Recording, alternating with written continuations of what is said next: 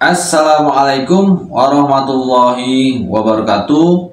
Salam rahayu, salam sehat, salam semangat. Jumpa lagi dengan channel Kibledek Kantil. Semoga sobat-sobat bedek selalu dalam keadaan sehat walafiat, rezekinya selalu lancar, selalu berbahagia dan selalu tetap semangat. Oke, di sini Kibledek masih membahas tentang garam ya, mandi garam. Sebetulnya di video Kibledek sudah ada pembahasan tentang mandi garam. Karena kemarin ada yang bertanya tentang waktu yang tepat kita melakukan mandi garam itu kapan saja ya waktu itu. Oke, sebetulnya adalah waktu yang tepat kita melakukan mandi garam itu sebetulnya saat tubuh kita sudah merasakan berat. Tubuh kita merasakan berat, sudah rasanya sudah tidak enak ya, jadi gampang lelah, gampang capek, berat, penat, mulai agak stres. Kalau orang sekarang bilang mulai agak stres, itu sebetulnya waktu diharuskan mandi garam. Kalau yang Kibledek rangkum di sini sebetulnya mencakup semua ya. Ada waktu yang harus kita mandi garam. Waktu itu adalah di saat kita habis apa? Biasanya pertanyaannya gitu.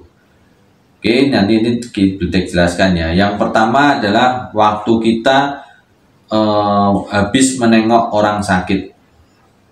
Habis menengok orang sakit itu mungkin di rumah ya, meskipun itu di rumah, jadi kita menengok orang yang lagi sakit itu meskipun lagi di rumah, itu pulang dari nengok orang yang sakit itu sebaiknya kita mandi garam. Kalau orang-orang Jawa zaman dulu, orang-orang kuno dulu, bukan kuno ya, orang-orang pendahulu kita, biasanya di depan rumah itu ada tempat cuci tangan, cuci kaki ya. Jadi habis dari luar rumah biasanya cuci tangan, cuci kaki. Entah itu habis dari mana, main atau kemana, biasanya itu ada tempat cuci tangan, cuci kaki. Jadi sebetulnya habis nengok orang sakit itu kita pulang cuci tangan, cuci kaki, terus sebaiknya kita mandi garam. Kenapa? Karena di situ kalau orang bilang ada sawannya juga ya, ada energi negatif yang biasanya nempel. Kalau energi kita kuat itu tidak akan terasa, namun kalau energinya kita lemah habis nengok orang sakit, kita biasanya juga akan sakit. Jadi ini kan kita macam-macam ya, banyak orang itu macam-macam, ada yang energinya kuat, ada yang energinya lemah. Jadi kalau disimpulkan di rata-rata sebaiknya habis nengok orang sakit, apalagi sakitnya parah, itu kita harus mandi garam. Karena memang ada energi-energi yang di lingkungan tempat tinggal orang sakit itu yang nanti bisa membuat kita sakit. Jadi ketempelan lah, ketempelan penyakit, ketempelan apa. Netralisirnya ya kita harus mandi garam. Itu penjelasannya. Yang kedua, di saat kita habis melayat orang yang meninggal. Jadi kalau kita habis layat ke orang yang meninggal, pulang rumah harus cuci tangan, cuci kaki dulu di depan rumah ya. Habis itu dilanjut dengan mandi garam. Kenapa? Karena di saat si mayit itu di lingkungan itu sebenarnya ada energi-energi gaib yang kita tidak tahu. Jadi kadang ada orang yang sawanan dan sebagainya itu ya karena kalau secara gaibnya itu ketempelan.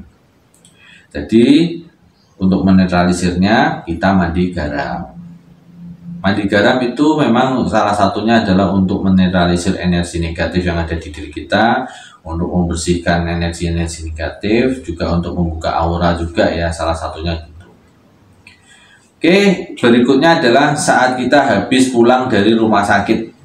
Pulang dari rumah sakit itu entah kita nengok orang sakit, entah kita bekerja di rumah sakit, entah kita memang kerjaannya atau sering di rumah sakit atau lagi berkunjung ke rumah sakit dan sebagainya, itu sebaiknya kita juga melakukan mandi garam. Pulang rumah, di depan rumah cuci tangan, cuci kaki dulu, lalu lanjutkan dengan mandi garam. Kenapa? Karena di lingkungan rumah sakit itu kan energinya itu macam-macam ya. Jadi sebenarnya di lingkungan rumah sakit itu energinya macam-macam, ada energi gaibnya juga macam-macam. Ada di rumah sakit kan macam-macam sakitnya, orang sakit macam-macam, ada yang udah mau meninggal, ada yang masih baru masuk dan sebagainya. Makanya untuk menetralisir energi-energi itu kita harus melakukan mandi garam. Jadi mau nggak mau memang di rumah sakit itu juga banyak sekali energi-energi yang kita tidak ketahui ya. Meskipun rumah sakitnya ber-AC dan sebagainya, cuman kalau habis pulang dari rumah sakit, entah itu nengok orang atau habis bekerja dari sana atau semacamnya, pulang rumah harus cuci tangan, cuci kaki dulu, terus dilanjut dengan mandi garam. Intinya untuk menetralisir energi. Memang ada yang orang energinya kuat tidak terasa, cuman kalau kelamaan itu nanti juga lama-lama terasa ya kalau tidak dinetralisir. Berikutnya yang keempat ya, yang keempat itu setelah kita habis pulang dari pemakaman atau kuburan.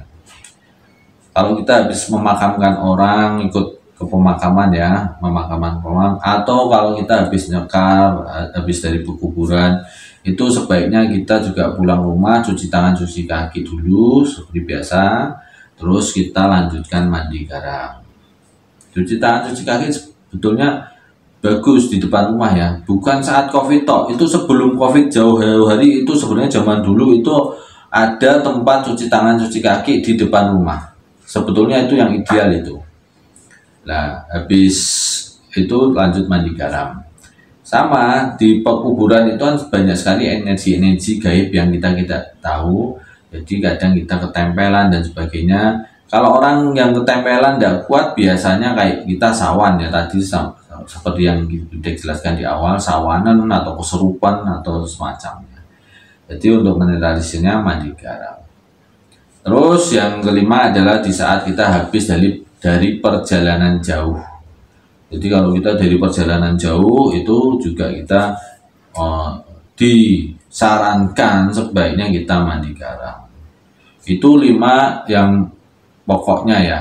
Sebetulnya kalau kita semacam kibledek ya, itu kalau habis menerima pasien atau curhatan, jadi pasien kibledek kan kadang kebanyakan curhat itu adalah meluapkan energi negatif dari si pasien, meluapkan energi negatif ke kibledek. Jadi curhatan, keluh kesah semuanya itu termasuk energi negatif. Dan kibledek menerimanya, kibledek olah dengan energi positif kibledek. Kalau kibledek tidak sering-sering melakukan mandi garam, kibledek nanti akan sakit, gampang mudah sakit. Jadi untuk menetralisirnya kibledek tetap harus juga mandi garam juga ya. Untuk menetralisir itu adalah alat bantu kita untuk menetralisir energi negatif yang ada di tubuh kita. Salah satunya adalah dengan mandi garam. Jadi teman-teman yang sering dicurhati temannya, jadi ada teman yang sering curhat, itu kalian yang sering dicurhati harus sering-sering juga mandi garam.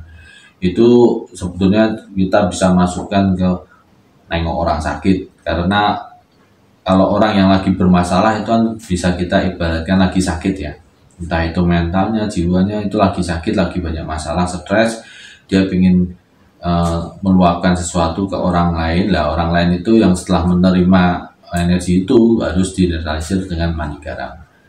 Memang kalau tidak dinetralisir tidak apa-apa kok, aku sehat-sehat aja, kuat-kuat saja. Iya, 1-2 kali kuat, namun kalau terus-terusan gitu meledak gitu loh. Jadi di alam semesta ini adalah pertukaran energi ya. Kalau kita menyerap energi negatif terus, meskipun kita memiliki energi positif yang besar, lama-lama energi positif kita juga habis gitu. Oke sobat bedek, kalau kalian mau cari garam ruqyah atau garam untuk menetralisir, bisa langsung diklik di sini keranjang ini ya.